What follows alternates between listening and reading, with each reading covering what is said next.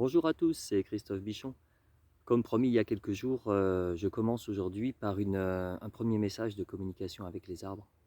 Donc là je suis au pied d'un olivier, comme il y en a beaucoup en Turquie, puisque nous sommes en Turquie en ce moment. Euh, et en fait ça faisait un petit moment, je me disais mais par quel message je vais commencer pour parler de ces communications avec les arbres. Et finalement le message est venu ce matin avec l'évidence que fallait commencer par celui-ci. Alors je vais vous partager les images qui me viennent et le sens qui vient derrière. Donc d'abord je me mets en lien avec l'arbre et il me vient l'image d'une petite branche morte qui sort du tronc de l'arbre.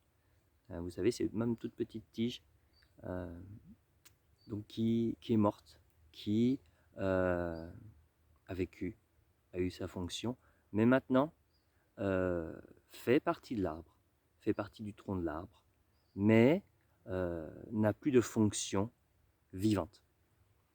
Et le vivant de l'arbre qui se trouve dans l'écorce fait le tour de cette petite branche. Et si la branche vient à casser, elle va le recouvrir. Ce qui m'est envoyé comme message avec ça, c'est que la vie contourne toujours les obstacles. La vie a la capacité de passer partout, de contourner. Et cet obstacle, ce qui avait permis de vivre à une certaine époque, cet obstacle fait partie de l'être, fait partie de l'être qu'est l'arbre. On voit l'image, le parallèle qu'on peut avoir avec la vie d'humain. C'est-à-dire qu'elle lui a permis de vivre. Maintenant, c'est quelque chose de mort, qui n'a plus d'utilité. Et la vie s'appuie dessus aussi. Ça fait partie du tronc de l'arbre. Imaginez, en fait, ces petites branches qu'il y a dans un arbre, qui sont mortes, ça fait les nœuds de l'arbre. Pensez au bois, aux planches de bois avec des nœuds. En soi, ce n'est pas un problème. Enfin, c'est pour ce qu'on veut en faire, mais ce n'est pas un problème. Ça fait partie de la nature de l'arbre. Vous pouvez avoir des meubles absolument magnifiques avec des nœuds dedans, etc. Donc ça fait partie de l'arbre, ça fait partie de l'être. La vie contourne, c'est-à-dire que l'obstacle n'empêche pas la vie. La vie est toujours très forte pour le contourner et s'appuyer dessus. C'est pas seulement un évitement, s'appuyer dessus. Comme j'étais pas trop sûr du message, je redemande à l'arbre de montrer une image ou de me dire quelque chose pour affiner un peu la chose.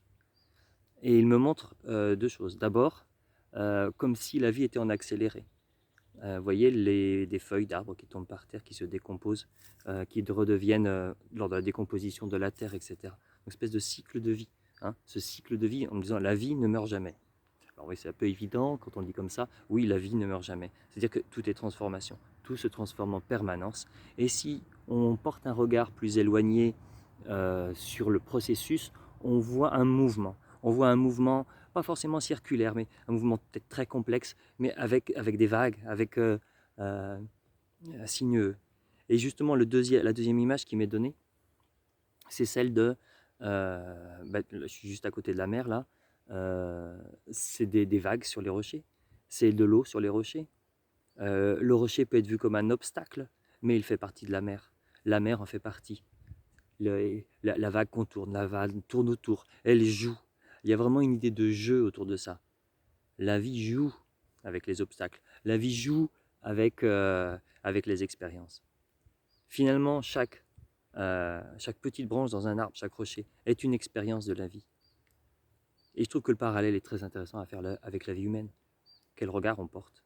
Après ça, c'est mon analyse. C'est comme ça que je ressens aussi. Quel regard on porte sur ce qui nous pose problème maintenant. Est-ce qu'on joue avec ou est-ce qu'on considère que c'est un obstacle infranchissable? Je trouve que le message de l'arbre, de l'olivier, bel olivier d'ailleurs, est par là. Donc voilà, c'était la première vidéo de message de l'arbre. N'hésitez pas à commenter si vous le souhaitez et je serai très très heureux d'y répondre. Belle journée, au revoir.